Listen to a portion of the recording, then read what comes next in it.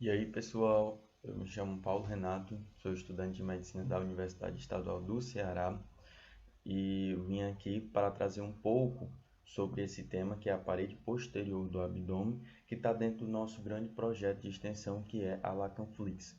Tem o intuito principal da gente trazer temas da anatomia para resumidos que ajudem o estudante de medicina ou qualquer outro estudante que precise de estudar sobre esse tema, certo? A gente é da Liga Acadêmica de Cirurgia e Anatomia da UES, conhecido como LACAN. Bom, vamos começar aqui. A gente vai abordar 7 temas principais da parede posterior do abdômen, que é fáscias, diafragma, vértebras lombares, músculos, inervação, irrigação e linfonodos. São as principais estruturas presentes nessa região. A princípio, falando um pouco sobre as fáscias, a gente tem a fáscia endoabdominal.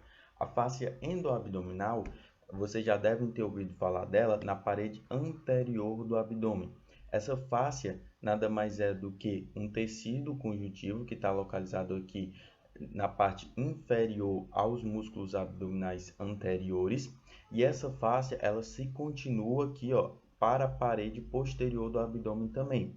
A diferença é que essa fáscia endoabdominal, o próprio nome já diz, a anatomia ela tem muito de nome. Então, se é endoabdominal, então é dentro do abdômen. Então, ela é essa parte aqui dentro mesmo do abdômen que vai recobrindo as estruturas. E aí, a partir do momento em que essa fáscia aqui, ó, ela recobre certas estruturas, ela ganha o nome da estrutura. Então, fáscia transversal é a fáscia aqui anterior do abdômen, conhecida como também fáscia endoabdominal. Aí tem a fáscia ilíaca. Ilíaca é que recobre o músculo ilíaco, não está representado aqui. Mas a gente tem a fáscia do quadrado do lombo, a fáscia do psoas, que recobre o psoas, a fáscia parietal da pelve, que não está representado aqui, nem a fáscia ilíaca. Mas, ó, é essa bordinha aqui branca, ó, que passa aqui por dentro do quadrado do lombo, a gente vai mostrar depois, e que passa aqui por cima do ilho, certo? Outra fáscia que a gente tem também é uma fáscia que vai formar a aponeurose tóraco-lombar. A aponeurose tóraco-lombar, ela é na verdade formada pelas lâminas aponeuróticas dos músculos anteriores do abdômen. A gente sabe que tem aqui um oblíquo externo, o oblíquo interno e o transverso do abdômen, né? E a aponeurose deles vai se juntar, formando a aponeurose tóraco-lombar. Sendo que essa aponeurose tóraco-lombar, ela se divide em 3. São 3 lâminas. Uma lâmina que é anterior, uma lâmina que é média e uma lâmina que é posterior, certo? Nós temos a lâmina anterior, a lâmina média e a lâmina posterior. Aqui a lâmina anterior, ela vai recobrir aqui o quadrado do lombo.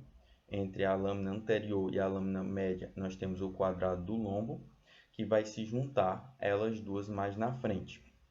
E entre a lâmina posterior e a lâmina média, a gente tem os músculos profundos do dorso. Os músculos do dorso, que não vale muito destacar aqui para vocês, mas é importante destacar que essa aponeurose passa entre esses músculos do dorso, recobrindo esses músculos do dorso.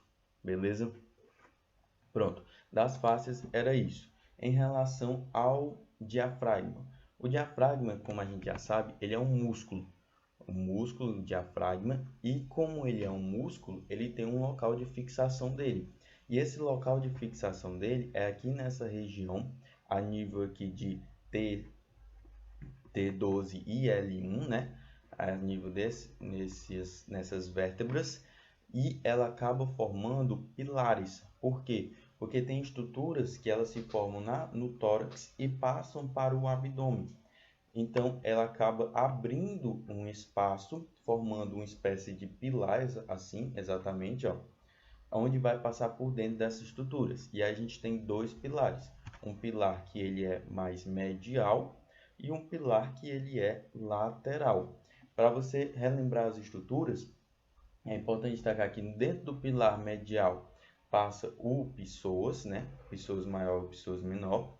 E por dentro do pilar lateral passa o quadrado do lombo. Beleza?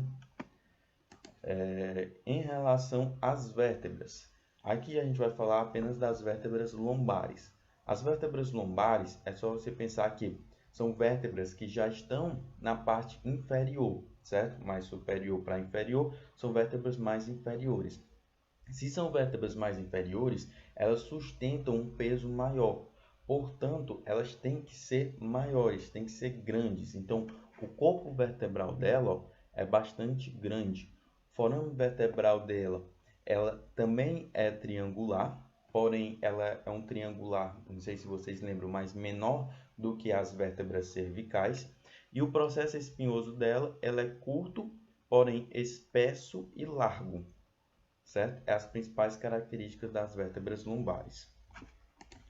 Quando a gente vai falar de músculos, a gente tem, é bastante simples os músculos da parede posterior do abdômen. A gente tem 3 músculos, o psoas maior, o quadrado do lombo e o músculo ilíaco, certo? São esses 3 músculos, o psoas maior, o quadrado do lombo e o músculo ilíaco, beleza? Aqui é bom, importante destacar que a gente saber a função desses músculos, porque aí a gente sabe como que o músculo se contrai e como ele está relacionado a outras estruturas. Por exemplo, o psoas maior ele se origina aqui do corpo das vértebras T12 até S5 e ele vai se fixar lá no trocânter menor do fêmur. A inervação dele é dos nervos espinhais de L1 a L3. E aí o que mais importante aqui destacar é a função dele, que é de flexão da coxa e flexão lateral da coluna. Por quê? A gente sabe que o psoas, então, ó, quando ele se contrai, ó, ele vai puxar então o fêmur. Se ele puxa o fêmur, então ele flexiona a coxa. Beleza? Até aí é algo lógico. É só a gente pensar na contração desses músculos, como as fibras contraem. Beleza? Pronto. Então, se esse músculo ele contrai dessa forma, existe uma estrutura que está presente aqui em cima dele no lado direito, na fossa ilíaca direita, que é o que? O apêndice. Se o apêndice ele tiver inflamado, a famosa apendicite, toda essa região aqui vai estar inflamada. Então, na hora que o psoas ele faz um movimento contralateral ao seu, ou seja, de extensão dele, ele vai acabar tocando no apêndice e vai provocar dor, porque ele está inflamado.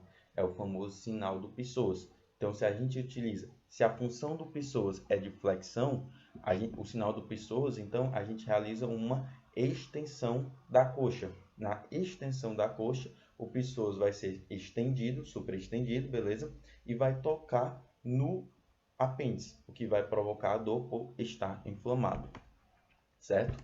O outro músculo que a gente tem é o quadrado do lombo. O quadrado do lombo é exatamente esse músculo que fica aqui superior à crista ilíaca e é exatamente ele se origina aqui na margem inferior da 12ª costela e vai se fixar aqui na crista ilíaca. A função principal dele é de extensão e flexão lateral da coluna, fazer esse movimento de flexão lateral da coluna. Uma outra função que eu acabei não colocando aqui, mas ele é de sustentar a 12ª costela no momento da inspiração, já que ela se fixa a 12ª costela, ele acaba criando uma sustentação para ela. Beleza? E por fim, o outro músculo que a gente tem é o músculo ilíaco. O músculo ilíaco, ele se origina aqui na fossa do ilho, certo? Por isso o nome desse músculo. E vai se fixar juntamente ao ilho ao psoas maior, formando então um músculo que a gente chama de ilho-psoas. Mas na verdade a gente chama de ilho-psoas porque eles se fixam no mesmo local, que é o trocânter menor do fêmur. A inervação dele, ele tem uma inervação pelo nervo femoral, e a função dele, como ele está se fixando no mesmo local do psoas maior, ele vai acabar tendo a função parecida, que é o de flexão da coxa. Beleza? Então, é isso o mais importante, é você saber a função daquele músculo para poder relacionar ele com as estruturas que estão presentes ao seu redor e aí poder relacionar com a clínica. E aí a gente passa para a inervação. Da inervação da parede posterior do abdômen, a gente tem tanto a inervação visceral quanto a inervação somática. Começando com a inervação visceral, a gente tem principalmente o tronco simpático lombar, né, e os plexos viscerais. O tronco simpático, como a gente já sabe, ele vem lá de cima, das vértebras cervicais, e vai continuando aqui pelo sulco paravertebral, ao lado das vértebras. E aqui a gente tem um tronco simpático lombar, que faz parte do sistema nervoso autônomo. E a gente tem os plexos viscerais. Plexos viscerais são um conjunto de nervos que são plexos que formam em cima de estruturas. E aqui a gente pode ter alguns, como por exemplo, um plexo que está localizado no tronco celíaco é chamado de plexo celíaco. Um plexo que está localizado em cima do mesentérico superior é chamado de plexo mesentérico superior. Plexo que está no mesentérico inferior, mais ou menos nessa localização, plexo mesentérico inferior. Então, ele leva o nome daquela estrutura, certo? O que não vale muito falar aqui sobre todos eles, mas é importante salientar que existem esses plexos, que são plexos viscerais, plexos autônomos. Já em relação à inervação somática, uma inervação que é voluntária, a gente vai ter o nervo subcostal, que é esse bem daqui, que é o T12, certo?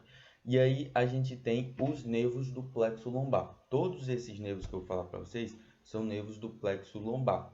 O que é o plexo lombar? O plexo lombar é quando há um acumulado de nervos que saem do mesmo local na medula, na medula, né?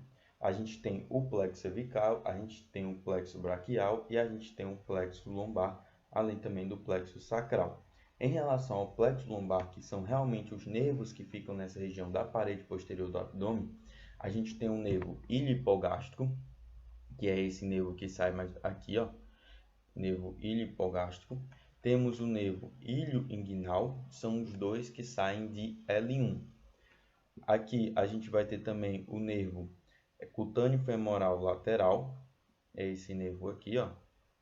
A gente tem o nervo genitofemoral, é importante você relacionar o nervo genitofemoral porque ele sai, ó, de dentro do psoas, ó, ele sai de dentro do psoas e forma dois ramos, o ramo genital, que vai passar por dentro do funículo espermático, e o nervo femoral, e o ramo femoral, que vai se juntar ao nervo femoral.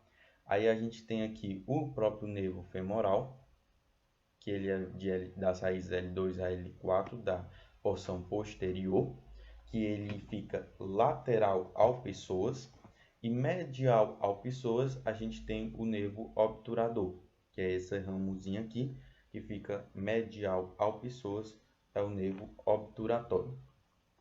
Outro nervo que também sai do plexo é esse nervo maiorzinho que vai se juntar ao plexo sacral, que é o tronco lombosacral. Tronco lombosacral, certo? Então, esses são os principais nervos. Em relação à vascularização, a gente tem a aorta abdominal e temos a veia cava inferior. São os grandes vasos dessa região e são os principais que vão dar origem aos ramos dessa região, certo? Da aorta abdominal, além de você saber os ramos, é importante a gente saber a relação dela com as estruturas da parede posterior do abdômen. Por exemplo, aqui nessa região a gente vai estar localizado o pâncreas, que vai estar aqui anterior à aorta abdominal, certo? A gente vai estar localizado também o duodeno. Vamos ter também a parte aqui inferior do estômago. Então, tudo isso é importante você saber essas relações. Em relação aos ramos, a gente divide esses ramos em viscerais ímpares, viscerais pares, parietal par e parietal ímpar. É bem simples de entender. Visceral ímpar são ramos que são ímpares, ou seja, só tem um deles, e que vão irrigar os órgãos. Parietal par são ramos pares que não vão irrigar órgãos, vão irrigar outras estruturas. Então, de visceral ímpar, a gente tem o tronco celíaco, né? Em outra aula a gente vai ver todos esses ramos, mas o tronco celíaco ele dá origem a 3 grandes ramos principais, né? Que é o hepático comum, a gástrica esquerda e a esplênica, é exatamente esse tronco aqui. A gente tem o mesentérico superior e temos o mesentérico inferior. Do visceral par, a gente tem a suprarrenal, nesse caso aqui a suprarrenal média. Normalmente nós temos 3 ramos de suprarrenal, a suprarrenal superior, média e inferior. A suprarrenal superior, ela sai aqui da frênica inferior, suprarrenal média sai aqui da própria aorta e a suprarrenal inferior vai sair da própria renal. Outra artéria que nós temos é a própria artéria renal, as artérias renais aqui, e as gonadais que ficam aqui logo abaixo das artérias renais, que vão lá para a região da pelve. Outros ramos são parietal par, que nós temos o subcostal, não está representado aqui, o frênico inferior, que são esses ramos aqui, ó, que estão inferior ao diafragma, lombar e ilíaco comum também não está representado aqui. Em relação ao parietal ímpar, a gente tem esse único ramo final aqui, bem na bifurcação da aorta, que é a sacral mediana. Beleza? Já em relação à veia cava inferior, a gente tem ramos que são parecidos à aorta abdominal, porém com exceção de ramos que vão se juntar para formar a veia porta, beleza? Que ramos são esses? O próprio mesentérico inferior, mesentérica superior e a esplênica, que se juntam para formar a porta. Tudo isso eles não vão para a veia cava inferior. Os que vão para a veia cava inferior são os ramos viscerais pares e o parietais pares, que é a suprarrenal direita, a renal e a gonadal direita. Suprarrenal direita aqui é as suprarrenais, né? Renais, suprarrenais aqui em cima, né? As renais e a gonadais direita no caso, porque a gonadal esquerda ela acaba drenando para a renal esquerda. Existe essa diferença. Enquanto na parietal a gente tem as ilíacas comum, né? A frênica inferior lá em cima e as lombares que drenam também para a veia cava inferior. As outras que estão presentes aqui na aorta abdominal, mas não estão presentes na veia cava inferior, elas se juntam para formar a veia porta. Beleza? Por fim, a gente vai falar um pouco dos linfonodos. Os linfonodos é bem característico que a gente saber a localização deles, onde está a principal cadeia de linfonodos, para saber caso tenha algum câncer, alguma metástase, saber para onde essa metástase foi principalmente. Nesse caso, a gente tem cadeia de linfonodos pré-aórticos, o próprio nome deles dizem a localização deles.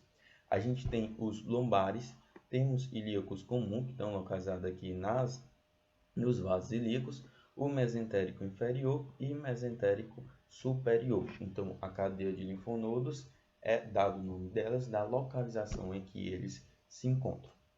Então, foi isso, galera, a nossa aula bem resumida sobre parede posterior do abdômen. Quis tratar algo ainda da clínica, falando um pouco da apendicite, mas esse foi o nosso resumo. Se você tiver qualquer dúvida, envie nossa pergunta para esse e-mail, que é o e-mail da nossa liga acadêmica. E qualquer coisa, siga a nossa página do Instagram, que é @lacãos.